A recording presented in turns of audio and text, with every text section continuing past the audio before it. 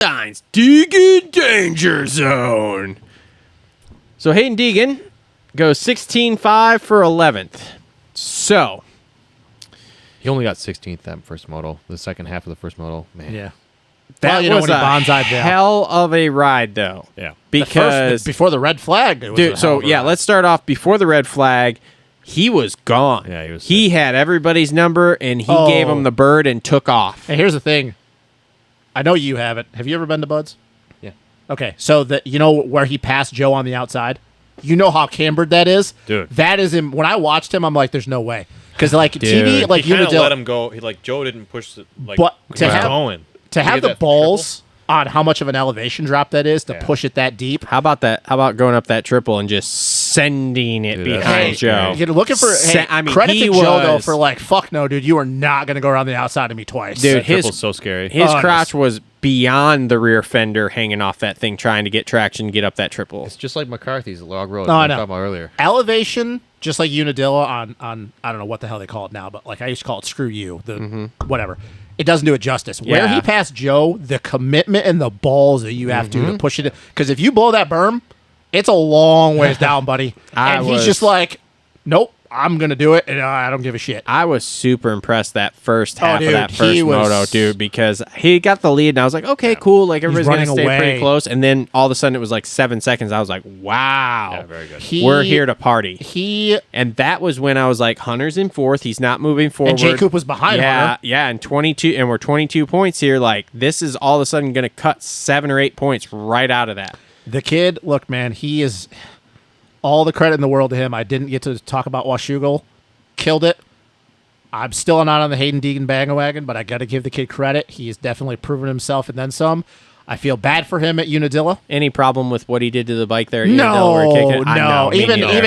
in same thing with us. Like a lot of people would probably think with us like being mechanics, I'd be like, no, dude. It shows you care. Like Yeah. if you just Invested. walked off and just looked at it and like, yeah, what the fuck? Okay. You can be a gentleman, but fuck that. fuck I was that. gonna No, say- man, I got no problem with it. There were people that were losing their minds about that. I'm like, Was dude, Steve one of them? No, surprising. he Nice. actually wasn't, which is amazing. Yeah, no, and I watched that video and I was like, dude, I mean, Shows he cares, man. all he did was like he jumped off the back. He's like, no, it's broken. Then like kicked it once, which like, fuck, probably I would. Well, no, I wouldn't because You'd never be in that position. yeah, but like, but None of us would be. But knowing the position he's in there with the title and everything, I'm like, dude, I would do it too. And then like he like went to slam his helmet, and then he was just like, ugh. Hey, man, and also he's a 17-year-old kid. Yeah. We talked about this. Lucas Kunin when he was leading at Toyshental, Oh, the bike yeah. let go, same thing. He fucking late, and he's like, yeah, and he wasn't even battling for a title. It just showed No. he cared. He's screaming. You could almost hear Yeah. him over the bikes.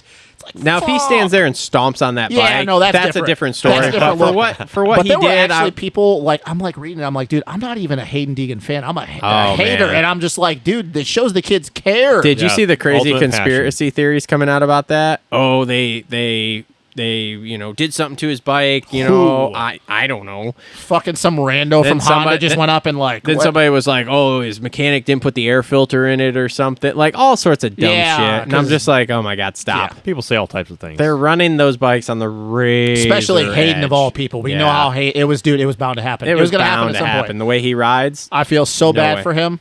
Second moto was just at Unadilla at least bad start, shit gate position, but I feel Well. so bad for him. At I mean, Bud's. we got robbed because we had a 3-race race off here to the title, and we got robbed that first moto of the 3 races. That happens the last moto. Okay, cool, whatever. Some poetic justice for the end of the series or whatever, you know, of Hunter winning and Deegan being the rookie and like, man. But like the first moto, I'm like, man, this really Dude, he's gone. fucking sucks. He's gone. I It will took say his though, chance at history out of his hands. But I will tell you what, I don't think it doesn't fucking matter because as we saw, he's fucking going for it. Now, can we Yeah. talk about that restart there? and this is where I'll go in the fact you still see he is a rookie and he shows because he got amped up as he should be. He's like, hey, dude, I'm walking away from these guys. They got nothing on me. He got amped up and he just drove it in deep. Way deep. And it's I like, went ah, inside, way too watched far that inside. too happen. far. And like, dude, he hit VL. He obviously didn't mean to. He hit VL hard as shit. yeah, they didn't water the first turn like they left a lot of the rest of the track dry. at Bud's and it had that slick dust base, and you come into the first corner and it's not water. You're fucking. He was. Oh, I'll dude, tell he you was what. sending it. He was going to that hole shot line. He was sending it, and I'm here to tell you, if he gets that start or even in the top 3, he's gone again. Yeah. Oh, he's yeah. gone. He was on it. If that was 96 instead of 128 he ran into, this would be a very different conversation. Oh. 100%. But Hey, man, all the props to him. He has definitely proven all of us naysayers wrong. The kid is good. He's going to win championships. Yeah, I love to see and it. I'm going to stop this right here too. Sorry. No, it's fine. I'm going to stop this right here too because I'm going to pull all the Deegan fans in and they're going to support me this week. Any of you dumb shits that are out there complaining about how Star broke the rules in the first turn because the mechanic helped him pick the bike You up can do and that in stuff. the first corner. You Yeah. can fucking do that. There was a whole thread on some group I'm in Facebook about it, and this kid's like, "Oh, they can just cheat whenever they want," and I'm like, "That's allowed." In case been you allowed for haven't ever years. been to a race, dumb fuck. Every single team has 1 to 2 guys in that first corner to help in a position like that. Yeah, it's been going on. It's been the rules forever, and that just shows the ignorance of people that don't actually follow Literally, a this guy's sport. pointing it out, and the guy who started the thread is like blocking him, taking his comments down, all this shit, and then he finally just made another post with that rule in there of like, before the hole shot line or something, you're allowed to help. And he's like, since you won't, let me comment anymore on the original post, here you go, dumbass. Which you're a dumbass. Like, they're allowed to do that. Every fucking team does it. Supercross and motocross. Every fucking first corner. Go to a race once in a while. You'll see it. It's a safety thing mostly. Yeah. Because there's a lot of times I've been in some doozies in the first corner, and if you got nobody to help you out, like I've been one. Who was it recently? Faulkner got caught in the back wheel. Like, you get a spot like that, you better fucking pray there are people around to help. Well, and in the first corner, if you have 14 guys all go down at the same time, 3 AMA guys cannot pick up 14 bikes and move them off the track. Did you happen to see, I don't know who that dude was from Star, but he was helping other people, not just Hayden. Yeah. Like, it's not like he just went straight for Hayden. He was helping everybody He was around moving him. everybody's bike and everything. Yeah, So he was... I don't know, man. All the props to Hayden. I feel bad for the kid. Same thing with Unadilla. The only funny bit, and this is where people are like, oh my God, I'm not even going to say anything bad for him. The irony in the last 2 weekends, and this is straight up irony. How crazy is it that in Unadilla, when Stu and Ricky are talking about everybody be like, oh, Hayden style, nothing ever happens to me waiting a long time, bike grenades a lap later. Bud's Creek, same thing. Ricky's talking about style, same thing again. What do we see? Hayden knifed the front end. It's a little bit of irony that as Ricky's talking about nothing ever happens to Hayden Deegan, something happened to Hayden fucking Deegan. Yeah. And I had to laugh. Not that I'm like glad it happened. I'm not. Here come the comments. I just laughed because I'm like, dude, it's been coming. Nothing has happened to Hayden all year long. And then, of course, the moment that Ricky is saying something positive about nothing ever happened to Hayden Deegan, shit just seems to happen. I'm like, what? I'm like, seriously, dude? Seriously? I Jesus. read now 6 times a book that I don't even fucking like, called The Secret. And it's not a good read, but some of the information in there is very valuable. And one of the main topics of it is manifestation. And speak it, and it becomes kind of one of those things. One of those things where if you want to be that guy, you got to fucking be that guy first, right? Maybe these guys like Ricky Carmichael are speaking it into existence because it keeps happening the last few weeks. It's kind of like what they talk about with team sports. They're like the announcer's curse. Like, they get a kicker out there that has not missed one fucking field goal, and then the announcer's like, yeah, he's never missed a field goal. Shanks the bitch left. Like, Total what? left. Like, what? What are you doing? What are you doing? I don't know. I obviously, for me, like, it's a bummer, but there's a little bit of irony in that because literally both times Ricky and Stu were saying something about Hayden. Yeah. Something happened to Hayden. Yeah. So what I'll say here, just kind of wrap this up. So that first moto, He's gone. he was gone, He and looked then sick as fuck too. He wasn't just Yeah. gone. He was like, wow, he's going so fast. and he rode so good after that restart, after hitting the deck there, and he sat there forever. He was way behind. So to get back to 16th, that was impressive. in 15 minutes. Yeah, and second moto, I mean, it is what it is. He was pushing it.